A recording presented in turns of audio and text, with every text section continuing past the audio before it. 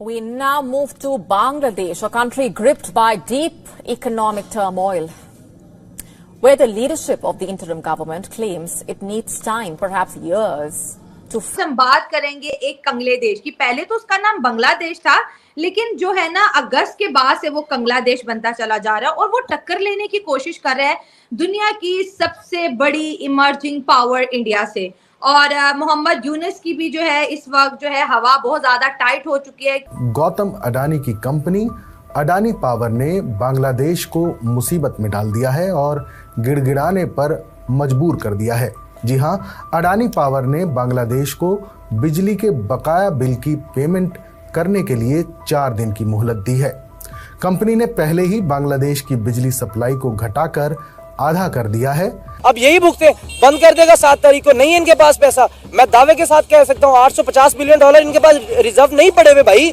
ये इलेक्शन करवाएंगे कि अडानी को देंगे? अडानी को कैसे मना सकते थे? अगर इनका कारोबार चल रहा होता, अगर इनके टके की वैल्यू 3 रुपए होती, ये इन पे कर्जा भी ना चढ़ता, ये दे सकते थे। जिस तरह के भारत के बिजनेसमैन अडानी उठ के खड़े हुए हैं कि बार बार भारत को टारगेट करने से बांग्लादेश कभी नहीं जीतेगा।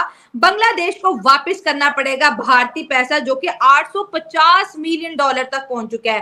Right time. इस वक्त वो इंडिया को कह रहे हैं कि आप प्लीज हमें डिस्टेबलाइज ना करें, आप हमें सपोर्ट करें स्टेबलाइज होने में। तो इस किस्म की सूरत में वो कोई ऐसी चीज़ नहीं करेंगे जिससे इंडिया और प्रोवोक हो जाएगा और गड़बड़ डिस्टेबलाइज करने की कोशिश ना करें। तो for the time being I don't think there will be any overtures. But तरीके से रेडिकली इस्लामाइज हो रहा है बांग्लादेश। ये अब शांतिवांती नेबर हैं, हमारे पड़ोसी हैं। अब ये मामला थैंक यू हो गया बॉस।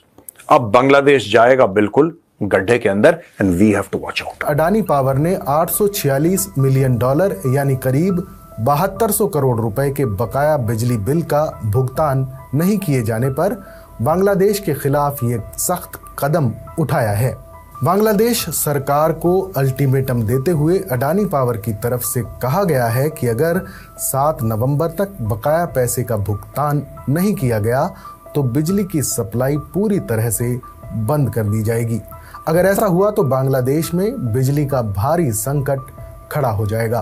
कंपनी अपने पैसे के भुगतान के लिए कई बार बांग्लादेश की सरकार से बातचीत कर चुकी है, लेकिन इसका कोई स्थायी हल नहीं निकल पाया है।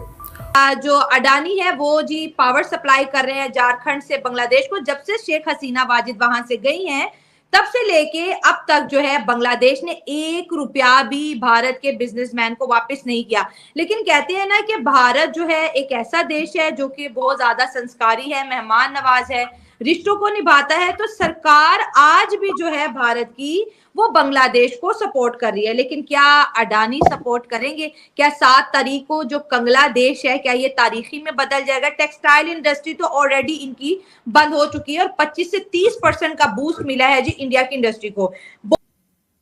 सर आप क्या कहेंगे? ये बांग्लादेश के ऊपर भारत की नवाजिशें एक तरफ और बांग्लादेश का भारत के ऊपर अटैक दूसरी जानिब। एज अ भारतीय, एज अ बड़े अच्छे आपके तज्ज़िये होते हैं, बड़ा अच्छा आप इन चीजों को समझते हैं, ऑडियंस को क्या कहेंगे? ये चल क्या रहा है कि भारत तो दया पे दया दिखा रहा है और यूनुस साजिश पे साजिश किए जा रहे हैं? शाला जी, आपके क्वेश्चन में से पहले एक बार इंडिया को थोड़ा साइड में कर देते हैं। ओके, निकाल लें, ठीक हो गया। बांग्लादेश के बारे में आप एक वर्ड यूज कर रहे हैं कंगलादेश। हाँ, आपको नहीं लगता किसी और देश के लिए भी हम ऐसा कुछ शब्द इस्तेमाल करते थे? हो सकता है वो इधर वाला ही हो। और उसके बाद आपको नहीं लगता बांग्लादेश के ऊपर हम डिस्कस करने जा रहे हैं कि बांग्लादेश हमारी एक कंपनी के पैसे नहीं दे पा रहा? बिल्कुल। ऐसे ही आप थोड़े दिन पहले तक या हो सकता है लगातार एक और देश के बारे में बात करते हो, आप लगातार खबरें सुनते हो कि वो देश भी लोगों के पैसे नहीं दे पा रहा। हाँ, आपको अभी थोड़े दिन बाद सुनाई देगा कि बांग्लादेश जो है उसको पैसे की जरूरत पड़ गई है, सारी इकोनॉमी ठप पड़ गई है, आईएमएफ के पास कटोरा लेके पहुंच गया है। ठीक है, पहली या दूसरी बार पहुंचा है। लेकिन आपको नहीं लगता ऐसे हम लगातार सुनते हैं कि आईएमएफ के पास एक और कंट्री है जो 25-26 बार कटोरा लेके पहुंचा हुआ है? वो रिकॉर्ड तो हमारा है, वो कोई नहीं तोड़ सकता। शर्म बांध हो चुकी है उसे भी। हाँ, ठीक है, बांग्लादेश आपको नहीं लगता फिर उसी ट्रैक पे है? कुछ सेम बातें लग रही होंगी। सेम लग रहा है। अच्छा, इन दोनों के अंदर एक चीज कॉमन और है। क्या? इंडिया। इंडिया से इंडिया नफरत। सैंडविच हो गया ना बीच में। ना इंडिया सैंडविच हाँ। क्या हो गया?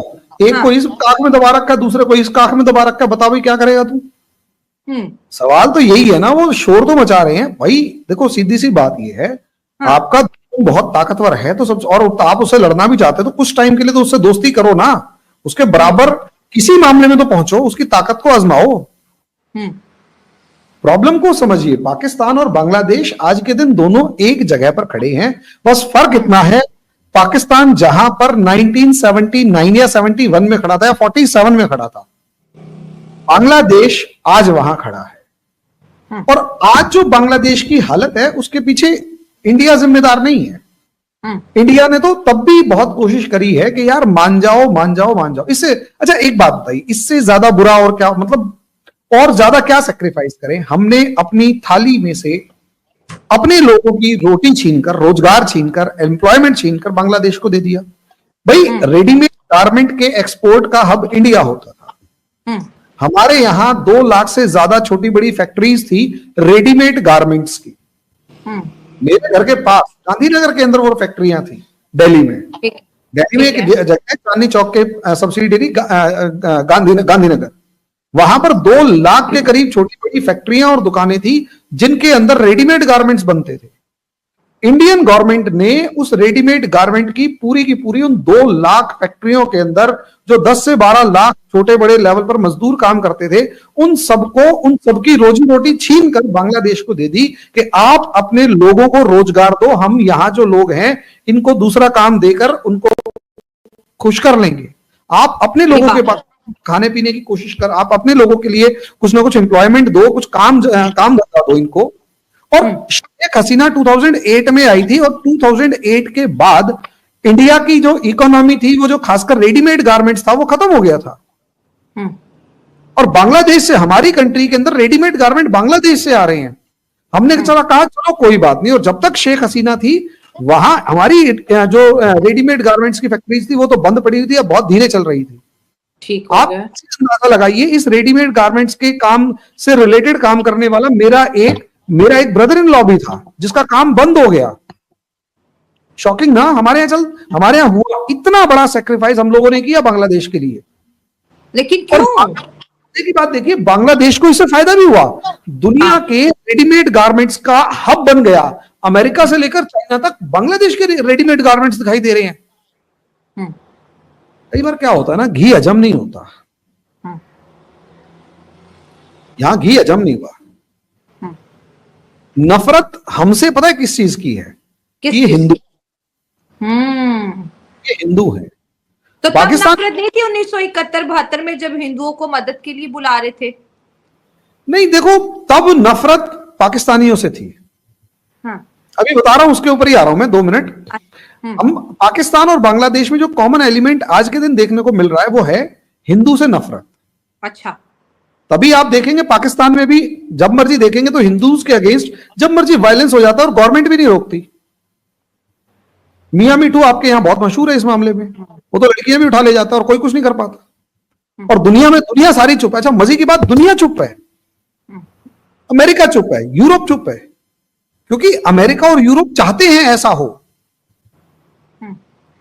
बांग्लादेश के अंदर भी यही हो रहा है, हिंदू मर रहा है, सारे चुप हैं। अब आपने पूछा कि भाई बांग्लादेश को तब नजर नहीं आया जब 1971, देखिए 1971 इज टोटली डिफरेंट।